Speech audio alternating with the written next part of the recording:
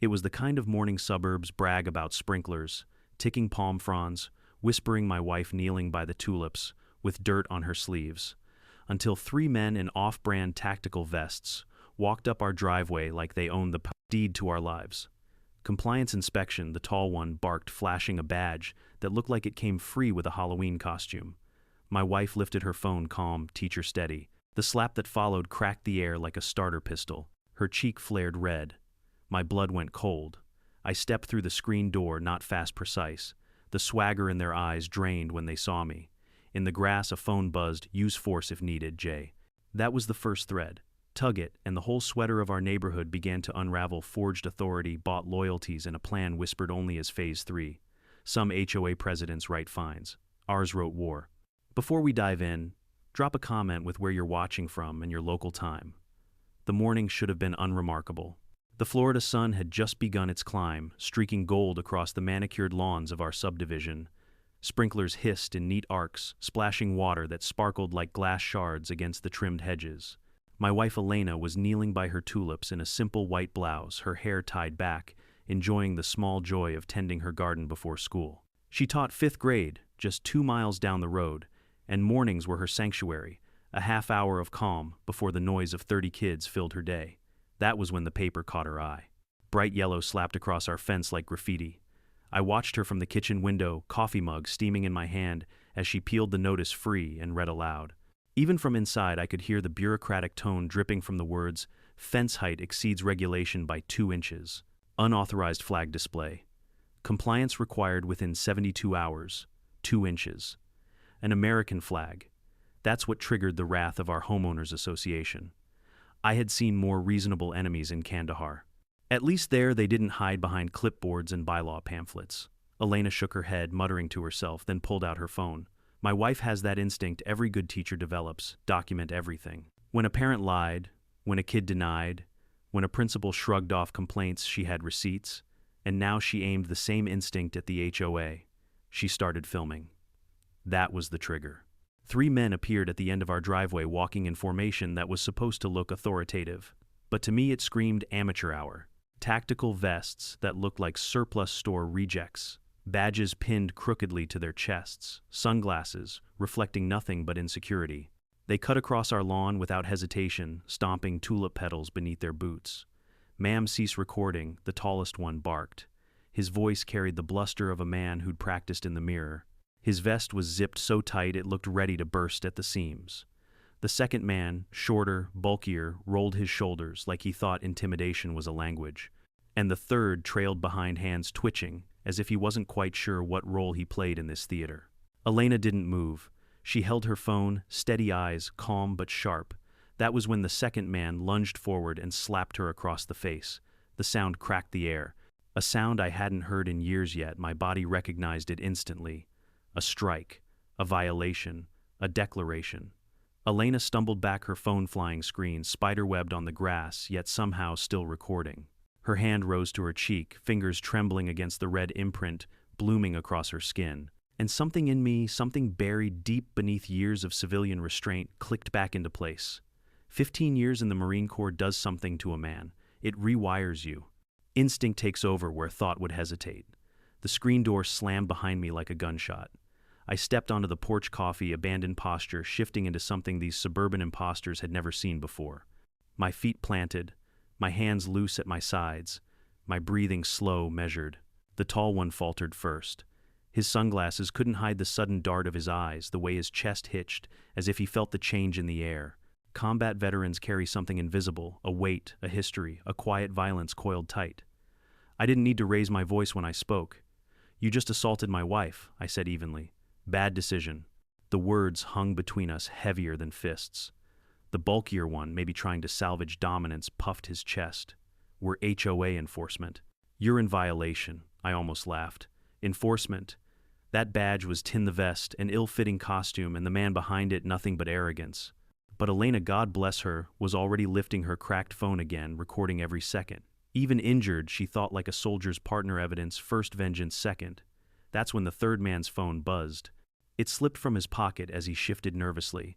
I caught the glow of the screen. "Boss lady. Use force if needed, J." Boss lady. Initial J. I knew then this wasn't just three idiots playing dress-up. This was sanctioned, ordered from above. The shorter one stepped closer, trying to intimidate with sheer bulk. His fists curled, his jaw jutted. You'll regret standing in the way of compliance. I let silence answer. Silence and stillness. My stance wasn't theatrical, it was deliberate. Weight balanced center low, every muscle coiled. Years of training whispered through my bones. Assess threats, identify exits, neutralize efficiently. But here's the thing about wannabes, they mistake calm for weakness. The bulkier man moved first, swinging a wild haymaker telegraphed from the next zip code. I pivoted, barely shifting my weight, and let gravity humble him. He stumbled past me, tripping over our sprinkler head, crashing hard into the grass. The impact knocked the wind from his lungs, leaving him writhing, gasping like a fish. The tall one tried next. He lowered his shoulder and charged a clumsy attempt at a tackle. I sidestepped, guided his momentum with the slightest touch, and sent him sprawling across the steps of our porch. His nose cracked audibly against the wood, blood gushing instantly. He howled, clutching his face vest zipper popping open to reveal a t-shirt underneath that read, "World's Best Dad." I almost pitied him. Almost. The third man froze his phone, buzzing again on the lawn beside him. His eyes darted between his partners, writhing and bleeding, and me calm, steady, untouched. He muttered something under his breath, then bolted down the street, tactical vest, flapping uselessly, as neighbors began stepping out of their houses, phones raised, to capture the chaos. Elena lowered her camera, her cheeks still red but her eyes blazing. "That's going viral," she whispered. I crouched, picking up the fallen phone. The message glared at me again, "Use force if needed, Jay." And just like that, this wasn't a random act of thuggery anymore. It was a directive, a signature, proof. Sirens wailed faintly in the distance, police and EMS rushing toward the spectacle. Neighbors whispered, recording, pointing. The HOA's grip on secrecy was unraveling, but in my chest, the fury didn't cool. It sharpened. Because whoever Jay was, they hadn't just sent hired hands. They'd declared war on my family. And in wars I don't lose. The wail of sirens grew louder, ricocheting off stucco walls and palm-lined streets until they seemed to vibrate in my teeth. Neighbors crowded the sidewalks, clutching their phones like shields, some whispering in disbelief, others openly filming. Suburbia loved a scandal more than any HOA newsletter. But this was more than gossip. It was the moment the curtain got yanked back to reveal just how rotten our so-called community had become. Elena pressed her hand against her cheek, the red imprint blooming darker with every second. Yet her grip on the cracked phone was unyielding. She was still recording. My wife could have been a war correspondent with that kind of composure. "They wanted us scared," she murmured, voice calm despite the sting. "They didn't expect documentation." The taller thug was groaning on the steps, blood seeping through his fingers. His badge, which up close looked suspiciously like laminated cardstock, had slid across the wood. The bulkier one wheezed in the grass, sprinkler water spraying rhythmically over his body, turning his cheap vest translucent. Somewhere down the block, the third man had disappeared, leaving only the echo of his boots on concrete. I kept my stance loose, calm, but inside my mind, gears clicked like a rifle bolt. That text message wasn't random. "Use force if needed, Jay." Whoever Jay was, they had escalated this beyond code violations. They had weaponized the HOA, and in doing so, they had crossed a line they couldn't uncross.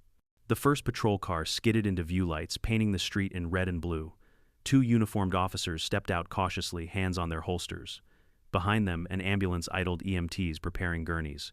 The sight of real law enforcement seemed to finally knock the performance out of the men on my lawn. The taller one sat up, trying to adjust his vest like it might reattach his dignity. "Officer," he croaked through a swelling nose, "we were assaulted during an enforcement action." "Enforcement action?" One cop cut him off sharply. "What agency are you with?" The man hesitated. His partner wheezed. The silence was damning. Elena stepped forward, still recording. "These men trespassed onto our property, claimed to be HOA compliance officers, and struck me across the face. We have it on video." She held up the phone. The spiderweb screen glowed, playing back the very slap that had ignited everything. The officer's jaw clenched as he watched the moment unfold. That's when the neighbors started chiming in. Mrs. Rodriguez from across the street raised her voice. I saw it. She didn't touch them. They hit her first. Others nodded, murmured agreement, some replaying their own recordings for the officers. The entire street had become a chorus of witnesses, each voice adding weight to the truth. The cops didn't waste time. They cuffed the taller one, while the EMTs tended to his bleeding nose. The bulkier thug was lifted onto a gurney, still gasping, muttering threats no one took seriously. As they were secured, I crouched once more, holding up the fallen phone that had slipped from the third man's pocket. "You might want to see this," I told the officer, showing him the text. The officer's eyes narrowed. He read it twice. "Boss lady," he muttered. "Initial J." His gaze flicked toward Elena's reddened face, then to me, then back to the phone. Something passed between us, an unspoken acknowledgement. This wasn't over. By the time the cruisers pulled away with their prisoners, the neighborhood buzzed like a kicked hornet's nest. Clusters of residents whispered, gesturing toward our house, speculating, fearful. It wasn't just about a slap anymore. It was about what that text meant. About the realization that the HOA president, Janet Walker, or Karen, as most muttered under their breath, had apparently authorized force against her own neighbors. Elena leaned against me as the adrenaline finally ebbed. Her cheek throbbed beneath my hand, but her spirit was steel. "They'll spin this," she said quietly. "Janet always does. She'll claim they were defending themselves. She'll claim I provoked them." I shook my head. She underestimated the wrong family and the wrong community. Because here's what Janet didn't account for. In every neighborhood, gossip cuts both ways. By sunset, the videos were already circulating in group chats on Facebook neighborhood pages, in whispered phone calls between residents who'd long feared the iron grip of HOA fines. The footage was damning. No amount of spin could erase the slap, echoing like a gunshot across palm-lined streets. That night, after Elena iced her cheek and the adrenaline settled into exhaustion, I sat at the kitchen table with a notepad. Old habits. Assess, plan, execute. I wrote down everything: times, names, details, the text message verbatim. Because in the military you learn that every scrap of information is ammunition, and I had no intention of running out of rounds in this fight. At 10:17 p.m., a knock rattled our door. I rose cautiously, muscle memory guiding me. Through the peephole stood Ray Delgado, our neighbor 3 houses down, retired cop, Hawaiian, shirt, cargo shorts, eyes sharp despite the casual attire. When I opened the door, he didn't waste time with pleasantries. "Heard what went down," he said flatly. His gaze shifted to Elena, who appeared in the doorway, cheek still bruised. His jaw tightened. "Those weren't random knuckleheads. That's community compliance group. I've seen them before, hired muscle for HOAs too cowardly to enforce their own rules." I motioned him inside. He leaned against the counter, lowering his voice. "Thing is, they don't move without orders. That text you found, that's your smoking gun. Janet Walker runs this place like a fiefdom. And now she just escalated from petty fines to assault." Elena whispered, "Why?" Over 2 inches of fence and a flag, Ray gave a humorless chuckle. "Control. It's always about control.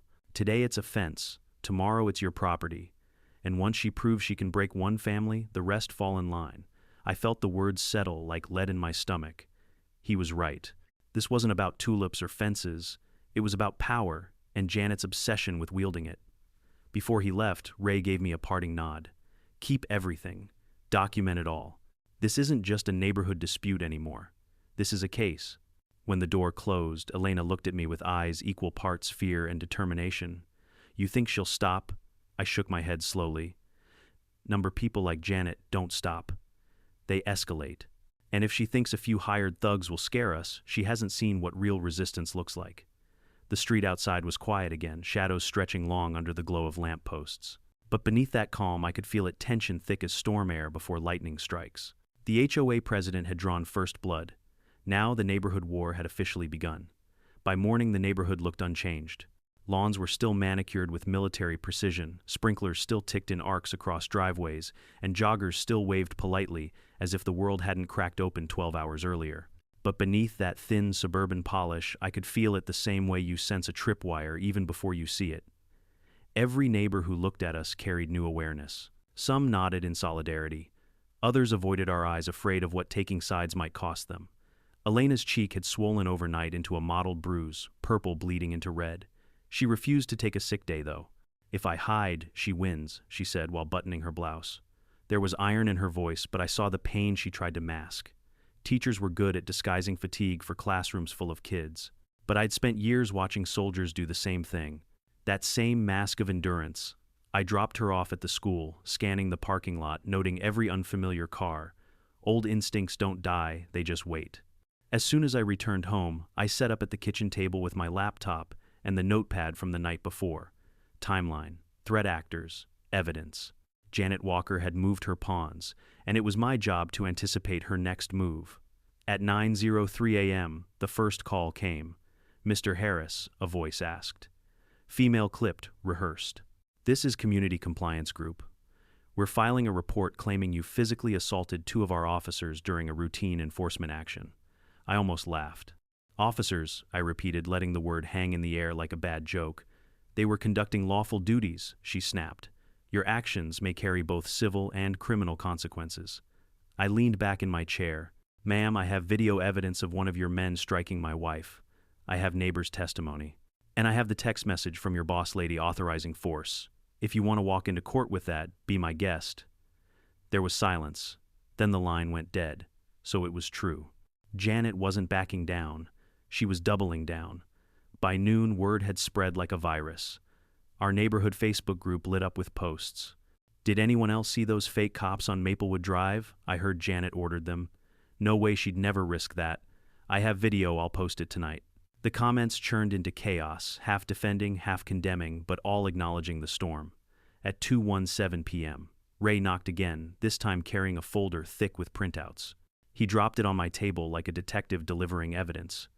"Been digging," he said. "Community Compliance Group isn't licensed security. They're a private LLC with a history of complaints. Assault, harassment, even theft. They change names every 2 years to dodge lawsuits." He flipped pages, showing Yelp reviews, Better Business Bureau warnings, even a local news clipping, "Fake cops harass elderly couple over HOA dues." Elena, home early with an ice pack pressed to her face, leaned over his shoulder. "And Janet hired them." Ray nodded grimly. "HOA funds. Our money." The words stung. Every check we'd written to keep the neighborhood association running, every so-called maintenance fee had funded the thugs who slapped my wife. It was betrayal with a paper trail. That evening, a town hall meeting was announced, an emergency session called by Janet herself. The email landed in every inbox with the signature arrogance only she could pull off: attendance mandatory. Non-compliance will be recorded. Elena wanted to skip it. "It's a trap," she said, pacing the living room. "She'll twist the narrative, make us look violent." I shook my head. "Exactly why we go. Because silence is surrender. And I don't surrender." By 7:00 p.m., the community center was packed tighter than a combat briefing room. Folding chairs scraped against linoleum, the air thick with perfume and suspicion. Janet stood at the podium like a general addressing troops, her pearl necklace gleaming under the fluorescence, her expression equal parts sympathy and steel. "Neighbors," she began, her voice warm honey laced with venom. "I regret yesterday's unfortunate misunderstanding. Certain individuals escalated a compliance matter into violence. Our contractors were injured. Legal steps are being taken." Murmurs rippled through the crowd. She held up a hand, playing conductor to her orchestra of fear. "Let us not be divided. Our property values depend on order, on discipline. Without enforcement, our community collapses." I stood slow and deliberate, the way I used to rise in briefing rooms before addressing commanders. The murmurs stilled. "Order," I said, my voice carrying. "Is that what you call assault? 3 men trespassing on private property, striking my wife. Authorized by you." Gasps erupted. Phones lifted instantly. Janet's smile tightened. "Mr. Harris, you misunderstand." "No," I cut in.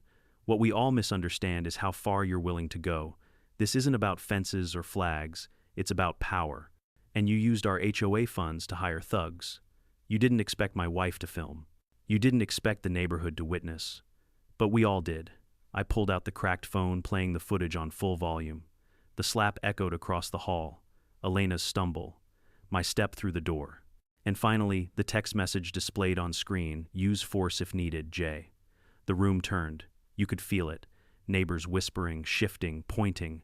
"Mrs. Rodriguez shouted, "I knew it. She's been targeting families for years." Another voice: "She fined me $500 for a mailbox color.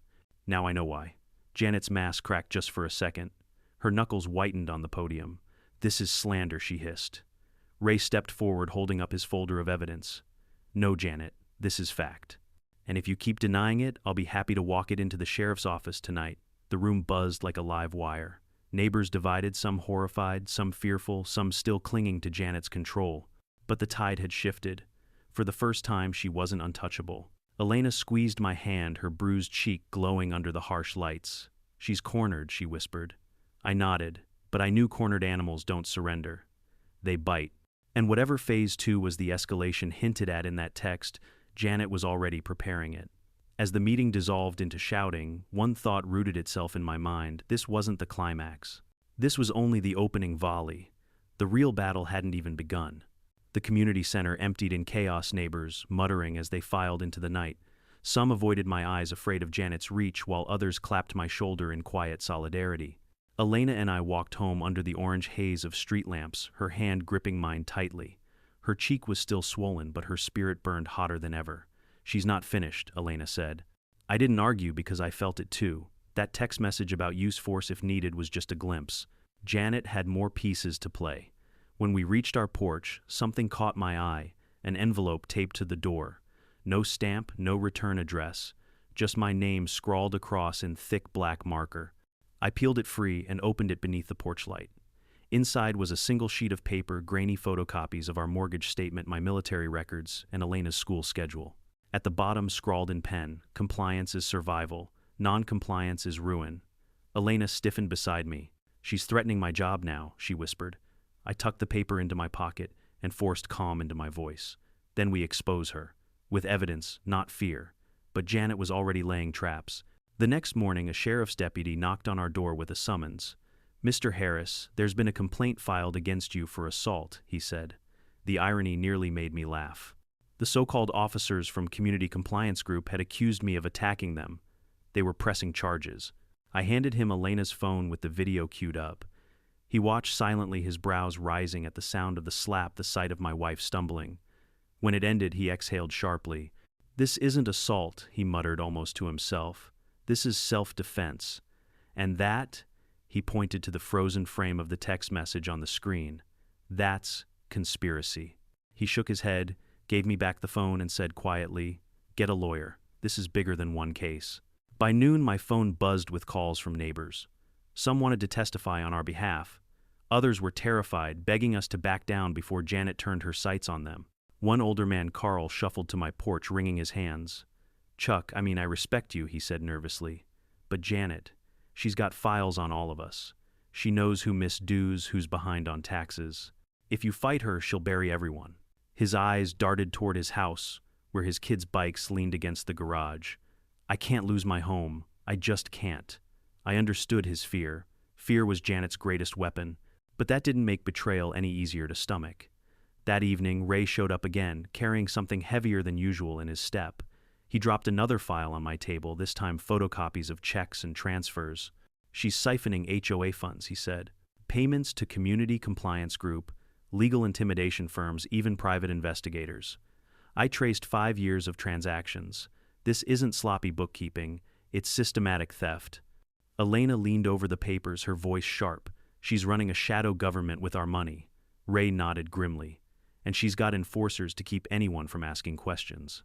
Before we could process, a knock rattled the door. Hard, urgent. When I opened it, 2 men in suits stood on the porch, their smiles plastic. "Mr. Harris," one said smoothly, "we represent the HOA's legal interests. You're advised to cease making defamatory statements about President Walker. Further action could include foreclosure proceedings." Elena laughed bitterly. "Foreclosure. Over what fence height?" The man's smile never faltered. "Over whatever we decide. Consider this a courtesy call." I stepped closer, lowering my voice so only they could hear. "Tell Janet something for me. You can slap me with fake charges, hire fake cops, and wave fake threats. But I've been through real wars, and I don't scare easy." Their smiles slipped. Without another word, they left, retreating into a black SUV idling at the curb. That night, Elena couldn't sleep. She paced the bedroom while I sat at the desk reviewing evidence. Every instinct screamed that we were walking into something larger than neighborhood drama. Janet wasn't just an HOA president drunk on power. She was building leverage like an intelligence officer, collecting weaknesses, turning neighbors into assets. At 2:11 a.m., Elena finally sat beside me. "She's escalating," she said softly. "If she can't intimidate us with fines or thugs, she'll come for our credibility. Maybe even my job. Maybe your service record." I looked at her bruised cheek, at the fire still glowing in her eyes. "Then we fight smarter," I said. "We use the truth. and we rally the neighborhood. The next day we did exactly that. We called a meeting at our house, informal, off the record. 20 neighbors showed up, crammed into our living room. Some carried cookies or bottled water as if to soften the heaviness. Others carried documents, letters, fines, notices Janet had slapped on their doors. Mrs. Rodriguez spoke first, her hands shaking as she held up a violation slip. She fined me $300 for my flagpole, she said. $300, and when I refused, she sent men to inspect my property. Another neighbor chimed in. She threatened to put a lien on my house because my fence was painted the wrong shade of white. Ray spread his evidence across the coffee table. She's been bleeding us dry for years. And now she's crossed into criminal territory. Silence fell as Elena pressed play on her phone again. The slap echoed through the room. People winced. Some gasped.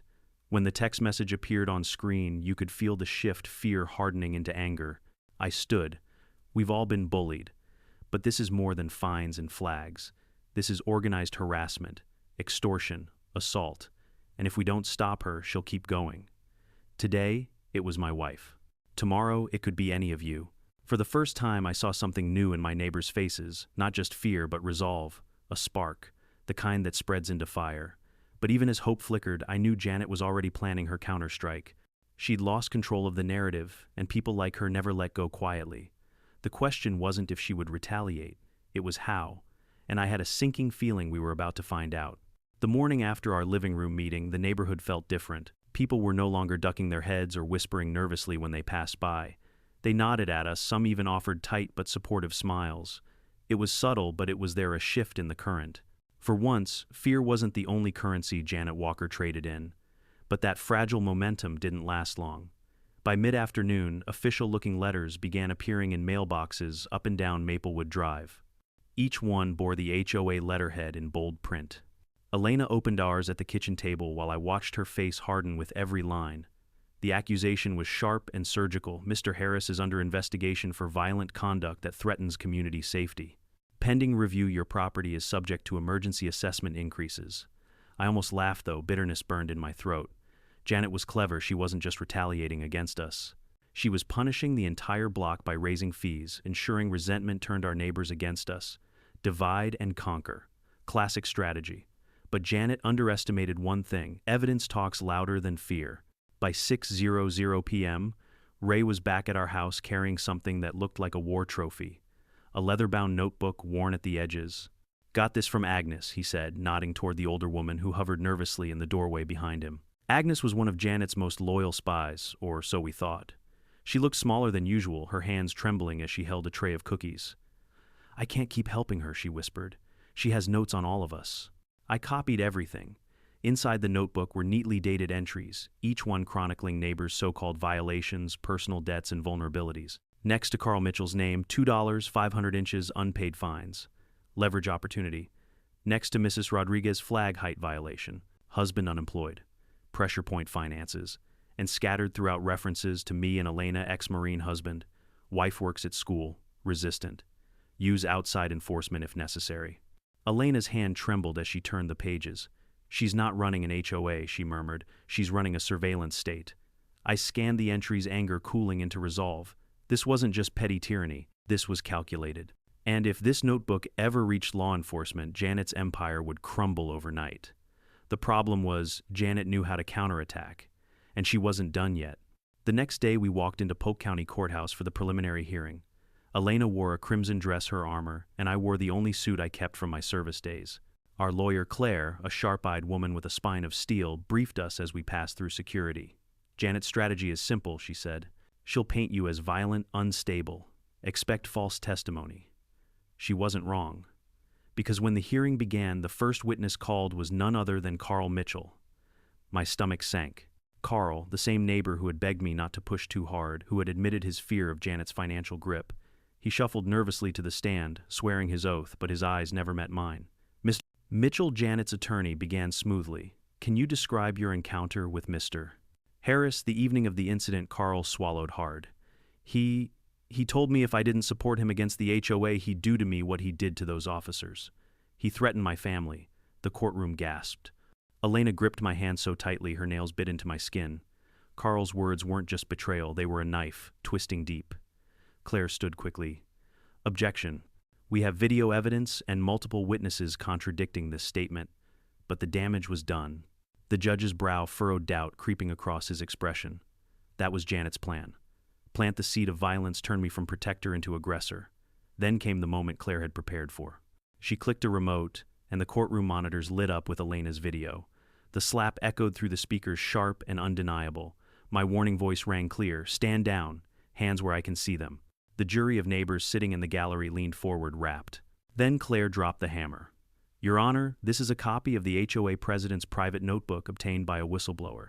It details financial leverage surveillance of residents and instructions for enforcement, including...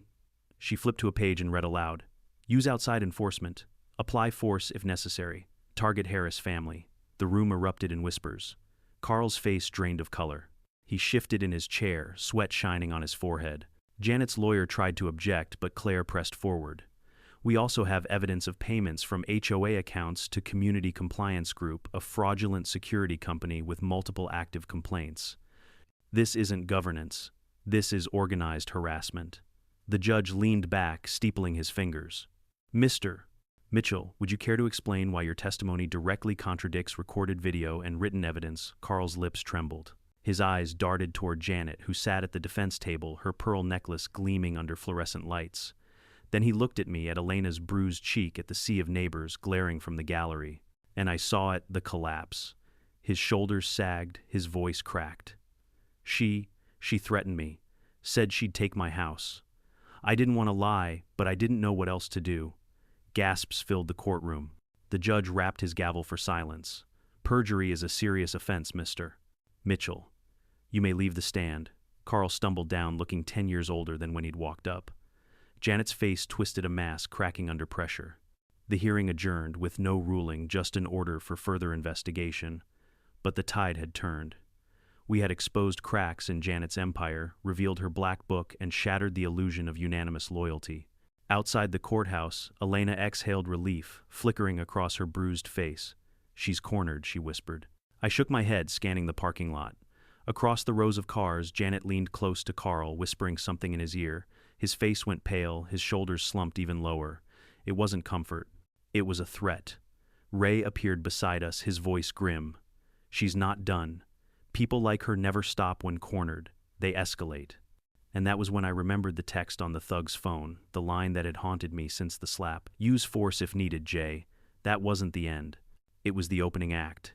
Janet had a phase 2, and we were about to find out what it was. The courthouse parking lot should have been the end of it. The evidence was stacked, Carl had cracked under oath, and neighbors were starting to see through Janet's illusion of control.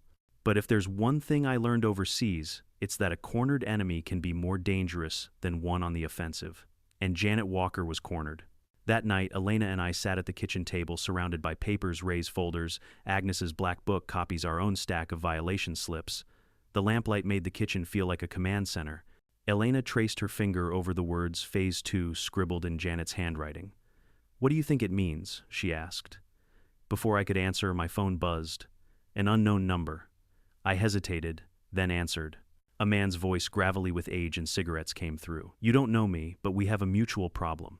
My name's Greg, used to be Janet's husband. The name hit like a brick. I'd heard rumors, whispers about an ex who disappeared years back. Janet claimed he died in an accident. Apparently she'd lied. Greg chuckled dryly. Not dead, just divorced. And if you're smart, you'll meet me tomorrow morning. Denny's on Route 92. Bring the notebook. He hung up before I could respond. Elena stared at me, eyes wide. She told everyone he was dead. I nodded slowly, which means he probably knows more about her than anyone else. The next morning I drove out early. Denny's was half empty, the smell of bacon grease hanging thick in the air. In a corner booth sat a man in a worn leather jacket, gray hair tied back, a faded Marine Corps tattoo curling along his forearm. His eyes were sharp, though tired, the eyes of someone who'd seen too much and survived anyway. You Harris? He asked as I slid into the booth. I nodded. You're Greg, he grinned without humor. Guilty, though not as guilty as my ex-wife. You've stirred up the hornet's nest, son. She's been running her little empire unchecked for years. He slid a manila envelope across the table. Inside were bank records, emails, and even recorded phone calls.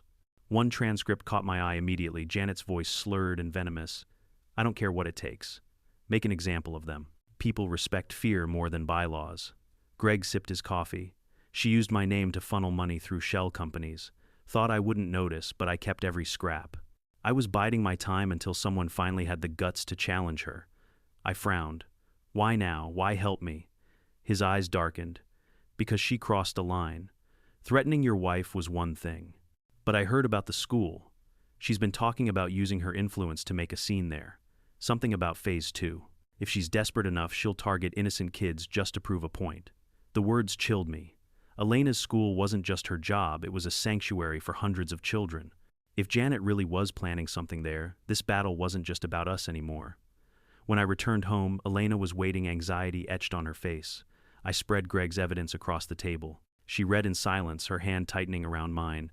She's escalating, she whispered. By evening, word spread that Janet had called another emergency HOA meeting. This one wasn't in the community center, it was on her own lawn. When Elena and I arrived, nearly the entire neighborhood had gathered. Floodlights illuminated Janet standing on her porch like a queen addressing peasants, her pearl necklace gleaming, her voice amplified through a portable speaker. Neighbors, she declared, you've been misled by liars and agitators. These so-called videos are taken out of context. The notebook is a forgery. And the Harris family. They are dangerous. They are the true threat to our community. Murmurs rippled through the crowd. Some nodded, clinging to her authority. Others crossed their arms, skeptical. I stepped forward, holding up Greg's envelope. Then explain this, I called out. Bank records, emails, recordings, your own voice ordering assaults. Do you deny these too? For the first time, Janet faltered. Her eyes flicked toward the crowd, calculating. Then she leaned into the microphone, voice sharp. Yes, I deny it. And if you believe a disgraced ex-husband and a violent Marine over your duly elected president, then perhaps you don't deserve to live in this community. Gasps echoed. Elena raised her phone, filming everything. Ray stepped up beside me, his voice booming. You've just threatened every family here. That's not leadership. That's tyranny. But Janet wasn't finished. She snapped her fingers, and from the shadows emerged 2 new compliance officers, bulkier than the last pair, their vests labeled security detail. They crossed their arms, glaring at the crowd. Fear rippled through the neighbors. I squared my shoulders, stepping between them and Elena. My voice was calm, deliberate. Janet, you're done. You can't hide behind hired muscle anymore. The law's coming for you, and when they do, I'll be right there with every neighbor you tried to break. The crowd erupted, some in cheers, some in shouts. Phones filmed from every angle. Janet's face twisted, rage boiling through her composure. You think this ends with a meeting? She screamed. You have no idea what's coming. Phase 2 is already in motion. Her words cut the night air like a blade. The crowd recoiled, murmurs spreading like wildfire. Phase 2. It wasn't just paranoia anymore, it was real, and it was active. Elena slipped her hand into mine, her grip tight. She's planning something bigger, she whispered. Ray's jaw tightened. Then we need to be ready. Because whatever phase 2 is, it won't just be about fines or fists. She's aiming higher. I looked out at the sea of neighbors, their faces, a mix of fear and defiance, and I felt it again, that coiled instinct from years of combat. We weren't in suburbia anymore. We were in a battlefield disguised as picket fences and tulip beds, and the war was far from over. The days after Janet's outburst felt like waiting for a storm you could smell on the horizon but couldn't see yet. The sky looked clear, lawns were still cut to regulation height, and kids still rode their bikes down Maplewood Drive. But there was a hum under everything, a nervous electricity like the whole neighborhood was holding its breath. Ray was the first to notice. Security vans, he muttered, standing on my porch one morning with a steaming mug of black coffee. 2 of them unmarked, parked on Oak Ridge for hours. Same guys swapping out shifts. That's not HOA business. That's surveillance. Elena pressed her lips together, her teacher's patience cracking under fear. They're watching us, watching the school. She gripped my arm. Chuck, what if she sends them there? That was my breaking point. I'd spent weeks reacting, waiting for Janet's next move, countering her blows. But this was no longer about fences or fines. It was about the safety of children, about a community too scared to fight back. So I decided we'd stop waiting. We'd take the fight to her. Greg met us again at Denny's, the same corner booth, same weary eyes. He slid over another file, thicker this time. Phase 2 isn't random, he said, lowering his voice. She's got a playbook, calls it escalation protocol. I've been gathering scraps of it for years. Look here. He flipped open to a page of typed notes highlighted in yellow. If legal pressure fails, leverage fear. Target schools' public perception. Paint opposition as unstable veterans. Recruit insiders. Elena's face went pale. Target schools, Greg nodded grimly. She knows fear of children being endangered will fracture the community faster than anything else. Doesn't matter if it's real or not, she just has to hint at it, plant the seed. I clenched my fists.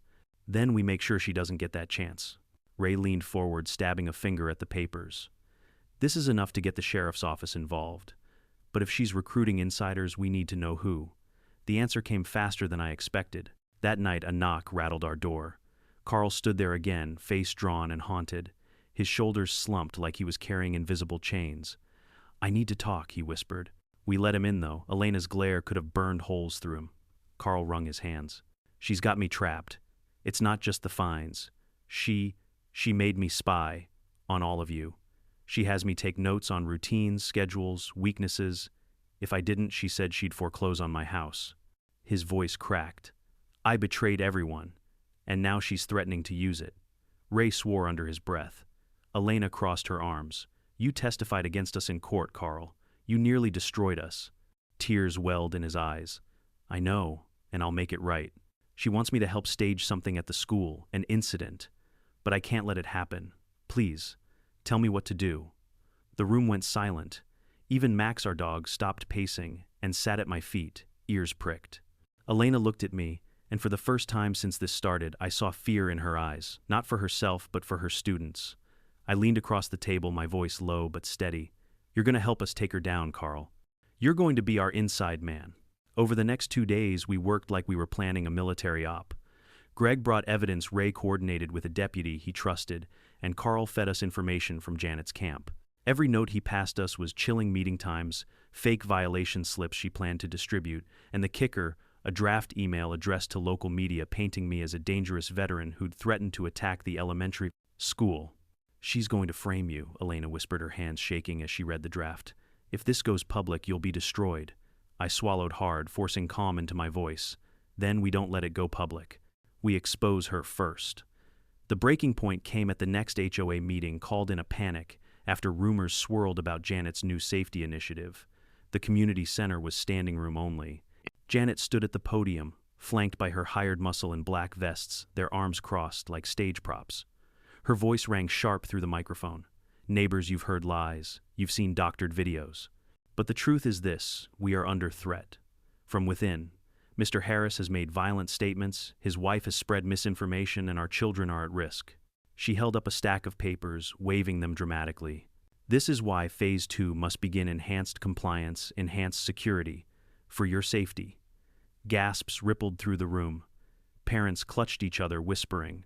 The stage was set for her to seize complete control. But then Carl stood up. His voice trembled, but it carried.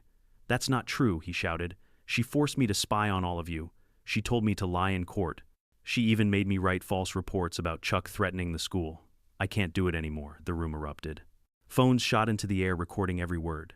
Janet's face froze, the mask slipping. Lies, she shrieked. He's lying to protect himself. Ray strode to the front, holding up Greg's envelope. We have the proof. Bank transfers, recordings, her own handwriting, calling it Phase 2. You wanted to terrify this community into obedience, Janet, but you've gone too far. Elena stepped forward, raising her phone. On the projector screen, her video played, Janet's voice drunk and venomous. Make an example of them. People respect fear more than bylaws.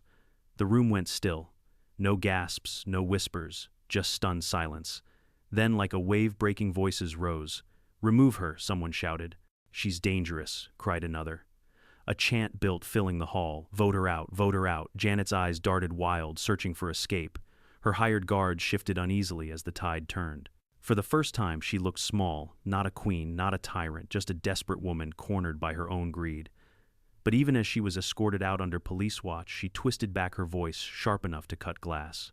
You think this ends with me, she screamed. Phase 3 is already set in motion. The words sent a shiver down my spine. Because if Phase 2 was about fear, then Phase 3 would be about destruction, and we had no idea what form it would take. The night after Janet was dragged out of the community center, Maplewood Drive pulsed with uneasy celebration. Neighbors gathered in driveways, clinking beers, whispering excitedly about the downfall of their tyrant. For the first time in months, laughter drifted through the cul-de-sac. But under that fragile relief, a question gnawed at me. What did she mean by Phase 3? Elena and I sat on our porch, the glow from a citronella candle flickering across her bruised cheek. She's bluffing, she said, though her voice wavered. She lost her power. The vote, the guards, the notebook, it's over. I shook my head slowly. People like Janet don't bluff. They scheme. And if Phase 2 was manipulating the community with fear, Phase 3 is something worse. I didn't sleep that night. I sat at the kitchen table, files spread before me, scrolling through Greg's recordings. At 2:17 a.m., I found it Janet's voice hushed and venomous in a call to an unknown number. If they strip me of the presidency, fine. But Phase 3 doesn't need a title. It's already funded, and it'll hurt where it matters most.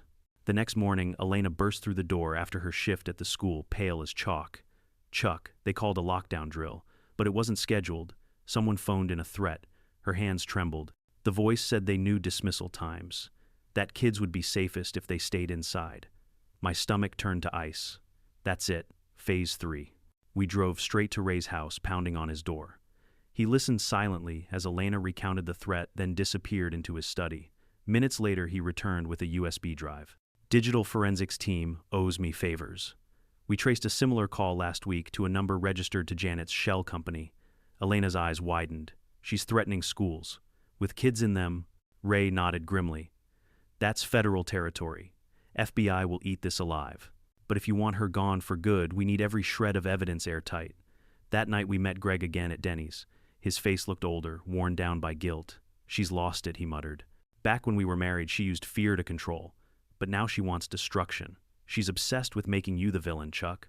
If a single false story sticks about you, threatening children about you, attacking the HOA, your life's over. I leaned across the booth, lowering my voice. Then we flipped the script. Tomorrow night's community assembly, we turn it into a tribunal. Every piece of evidence, every recording, every witness, we bury her under the weight of her own lies. Elena squeezed my hand under the table. And what if she shows up with something worse? Greg's eyes hardened. Then you do what Marines always do. Adapt. Overcome. The following evening, the community center was packed tighter than a combat outpost. Even local reporters lined the back wall cameras ready. Elena stood beside me, red dress, crisp chin lifted. Ray had the evidence queued up on the projector. Greg waited in the wings, a reluctant but vital witness. When the meeting opened, I stepped to the podium. Neighbors, I began scanning the anxious faces. For months we've lived under fear. Fines, threats, violence. But tonight we reveal the truth. Ray projected the first video, Elena's slap. Gasps echoed as the sound cracked through the speakers. Then came the black book, page by page, showing Janet's handwritten notes about leverage and vulnerabilities. Murmurs rose, angry, disbelieving. Next came Greg. He stepped forward, voice gravelly but steady. I was married to Janet for 15 years. I recorded our calls. She bragged about hiring muscle, about scaring families into submission. She told me. He held up his phone and pressed play. Janet's drunken voice spilled into the room. Make an example of them. If the Marine won't bend, we break his wife. If that fails, we target the school. The room erupted. Parents shouted, some wept openly. Reporters scribbled furiously.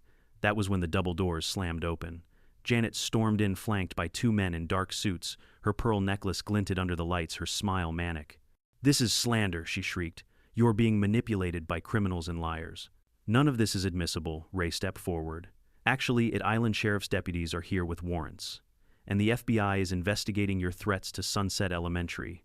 The suits at her side exchanged glances, then quietly slipped away, abandoning her. Janet's face twisted, veins pulsing in her neck. You think this ends me, she screamed. I have connections, money. You'll regret this. Every one of you. But her words no longer inspired fear. Neighbors stood pointing, shouting, monster, terrorist, arrest her. Deputies moved in, cuffing her wrists as she thrashed and cursed. For the first time, she looked powerless. Elena gripped my hand, tears streaming down her cheeks. It's over, she whispered. And for the first time, I almost believed it. Weeks later, life on Maplewood Drive began to resemble normal again. Kids rode bikes, flags flew without fines, and neighbors greeted one another without fear of surveillance.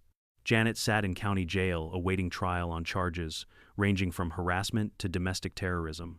The HOA board appointed new leadership, honest, transparent, cautious. One evening, Elena and I sat on the porch watching Max chase fireflies in the yard. The air smelled of cut grass and barbecue smoke. For the first time in months, the silence felt safe. Elena leaned against me, her voice soft. "Do you think we'll ever go back to ordinary problems, like who forgot to trim their hedges?" I kissed the top of her head, chuckling. "Maybe. But ordinary's overrated. At least now we know this community can stand up when it matters. The war was over. Justice had been served. And though scars lingered in bruises and memories, we'd proven that bullies, no matter how powerful they seem, can be brought down. And as the sunset painted the sky gold, I realized the truth: peace wasn't just the absence of war. It was the presence of courage. In the end, what happened on Maplewood Drive wasn't just about an HOA president gone rogue. It was about what fear can do when it festers unchecked, and what courage can accomplish when ordinary people decide they've had enough. Janet built her power on silence on neighbors, too, afraid to speak out.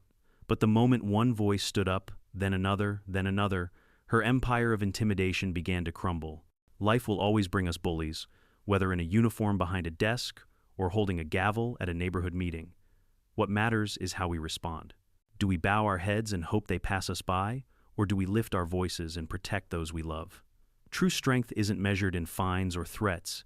It's measured in the unity of a community and the courage of individuals who refuse to be broken. If this story resonated with you, share your own battles in the comments below. And don't forget to subscribe, because sometimes the quiet suburbs hide the loudest lessons.